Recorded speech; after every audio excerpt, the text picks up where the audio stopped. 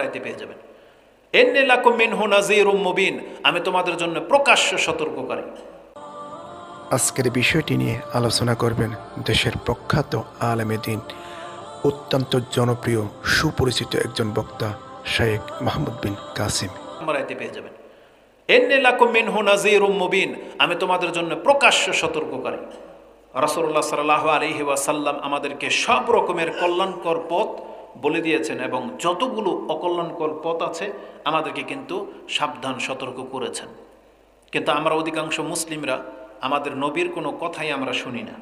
আমরা কার জীবনী নিয়ে ব্যস্ত, কোন থিওরির উপরে আমরা চলি, আপনি অধিকাংশ মুসলিম এটা বলতে পারবেন না।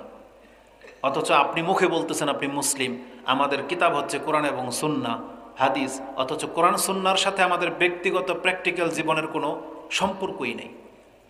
আমাদের মা বোনদের জীবন যাত্রা দেখেন, যেমন ভাই একটু আগে বলে গেল উত্তম পরিবারের জন্য মহিলাদের উদারতার কথা বলে গেল, আমি মনে করি তার চাইতে বেশি জরুরি হচ্ছে মহিলা তার রবকেই চিনে না, আল্লাহকে চিনতে হবে প্রথম। যেই মহিলার উদাহরণ দেওয়া হয়েছে আবু তালহা আর উম্মে তালহা, তারা প্রথমে আল্লাহকে চিনেছেন, তারা এর গুরুত্ব বুঝেছেন, তার জীবনটা রিয়ালাইজ করতে পেরেছেন যে আসলে আমাদের জীবনটা কি। কিন্তু আমরা সেই শিক্ষা গ্রহণ করি নাই। এই জন্য এই বক্তব্য শোনার পর হয়তো আপনি আপনার স্ত্রীর কাছে এটা রেসপেক্ট করেন, আশা করেন যে ও এই চরিত্রের হবে, কিন্তু আমি বলতেছি হবে না। এই জন্যই হবে না কারণ আমরা পুরুষরা কিন্তু ভিন্ন চরিত্রের, আমরা ওই চরিত্রের হইতে পারি নাই।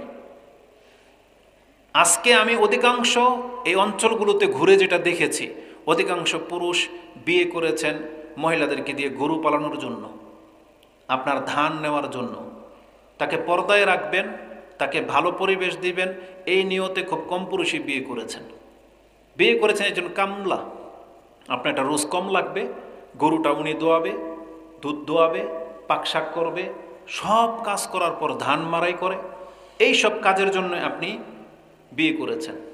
তাহলে এই মহিলা কিভাবে পর্দা করবে, কিভাবে দিন প্র্যাকটিস করবে, কিভাবে তার মধ্যে সরলতা আসবে? কারণ যেখানে আপনি তাকে দিনের শিক্ষাই দেন নাই।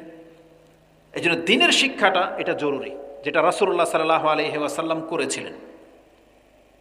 যার মাঝে দিনের শিক্ষা জেগে যাবে সেই ব্যক্তি আদব কায়দা নিয়ে সব রকমের নিয়ম নীতি সে ফলো করবে। কিন্তু আমরা ওইটাকে গুরুত্ব দেই কম, আমরা আমাদের ব্যক্তি জীবনের গুরুত্বটা বেশি দিই। আপনার আমার কি পছন্দ না পছন্দ এটা মহিলাদেরকে খুব ভালো করে শিখিয়ে দিই, ও এই টেনশন নিয়ে সারাদিন পার করে যে এতটা বাজে নাস্তা এটা খাইতে হবে, দুপুরবেলা ভাত এটা সরম না শক্ত না নরম, ঝাল বেশি না কম, লবণ বেশি না কম, এই টেনশন করতে